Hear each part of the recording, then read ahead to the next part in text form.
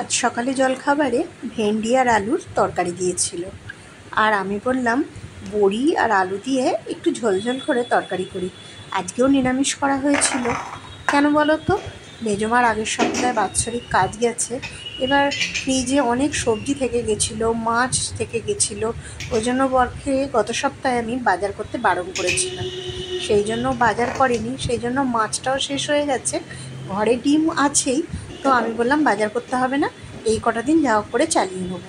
তো এই সপ্তাহে প্রায় 2 দিন নিরামিষ খেতে হলো, তো তাতে কোনো অসুবিধা নেই। এবার সবজি এক গাদা সবজি চলে এলে না, কোনটা ছেড়ে কোনটা খাবো বুঝতে পারি না। ওই জন্য ভাবলাম যে এই সপ্তাহে আর বাজার করাবো না, যা হোক করে চালিয়ে নেবো। কেননা সবজি মাছ সবই ফ্রিজে ছিল, এবার তার মধ্যে যদি আবার বাজার করতো, রাখার তো অসুবিধা হতোই, আর তার মধ্যে অত জিনিস না শেষ করাও যায় না। তো আমি সেই জন্য ওকে ওই আগের সপ্তাহে বাজার করতে বারণ করেছিলাম। তো দেখো, তো ভেন্ডিটা ছিল, তো ভেন্ডি আলুর তরকারি হলো, আর বড়ি আলু দিয়ে একটা তরকারি করা হয়েছিল। আর শাশুড়ি মাঝে মধ্যে কিন্তু নিরামিষ খাবারটাও খুবই ভালো লাগে। আর এদিকে দেখো, ঢ্যাঁড়সগুলো আমি ভাজতে দিয়ে দিয়েছি, আর আলুগুলো যেমন সেদ্ধ করি সেরকম সেদ্ধও বসিয়ে দেবো। তো ঢ্যাঁড়স আলুর তরকারিটা তো হবেই, আর এদিকে বড়ির জন্য যে আলুটা, সেটাও আমি একটুখানি সেদ্ধ করে নিলাম, যাতে সকালবেলা আলুটা শক্ত থাকলে তাহলে তো রান্না করতে অনেক দেরি হবে। তো দুটো আলুকেই আমি একটু সেদ্ধ করে নিলাম, করে নিয়ে তরকারি দুটোকে বসিয়ে দেবো, সেটা তাড়াতাড়ি হয়ে যাবে। তাই জন্য দেখো, একদিকে আমি আলুটা সেদ্ধ বসিয়ে দিয়েছি, আর একদিকে ঢ্যাঁড়সটা ভাজতে দিয়ে দিয়েছি।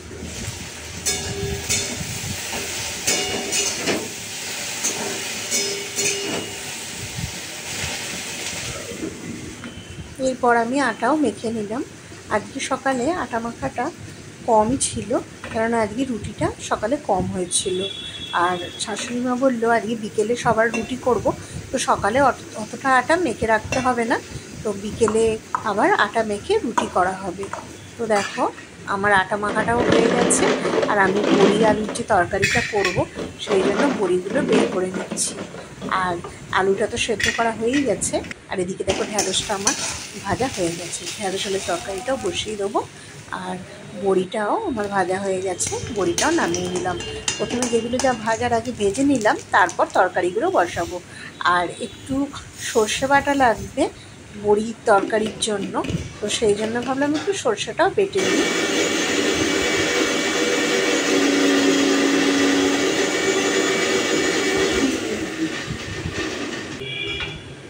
আর একটু টমেটোও কেটে নিলাম তরকারিতে দেবো বলে, দুটো তরকারিতে টমেটো দিতে লাগবে, সেই জন্য আমি টমেটোগুলো একটু কেটে সেগুলো দানাগুলো বাদ দিয়ে তারপর তরকারিতে দেবো। তো দেখো, টমেটোটাও আমার কাটা হয়ে গেছে, আর আমি তরকারিটাও বসিয়ে দিয়েছি। তরকারিটা হয়ে এসছে, আর ভাজা যে ঢ্যাঁড়সগুলো আছে সেটা ওপর থেকে দিয়ে দিলাম। আর এদিকে বড়ি আলু দিয়ে তরকারিটাও বসিয়ে দিলাম।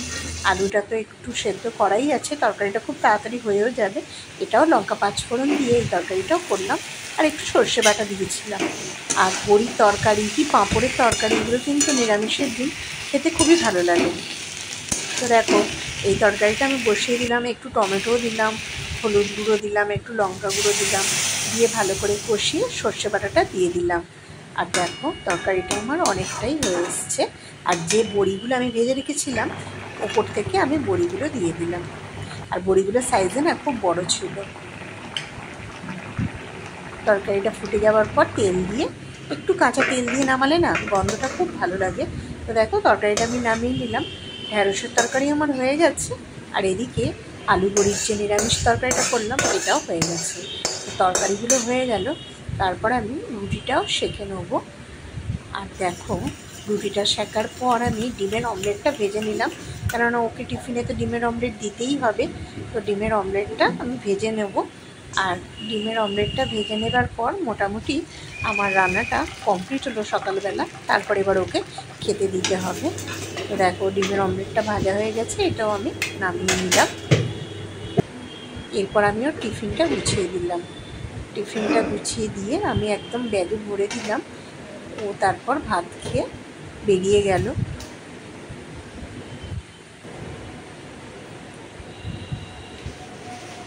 তো বন্ধুরা, আমার ভিডিওটা তোমাদের কেমন লাগছে অবশ্যই কিন্তু তোমরা কমেন্টসে জানিও, কারণ আমি রেগুলার যে আমি যা করি কি যা রান্না করি সেগুলোই তোমাদের সামনে তুলে ধরি।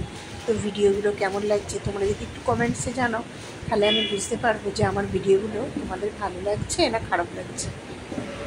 তো দেখো টিফিনটা আমি গুছিয়ে দিলাম, আর তারপর ও ভাতও খেয়ে নিল, নিয়ে অফিস চলে যাবে।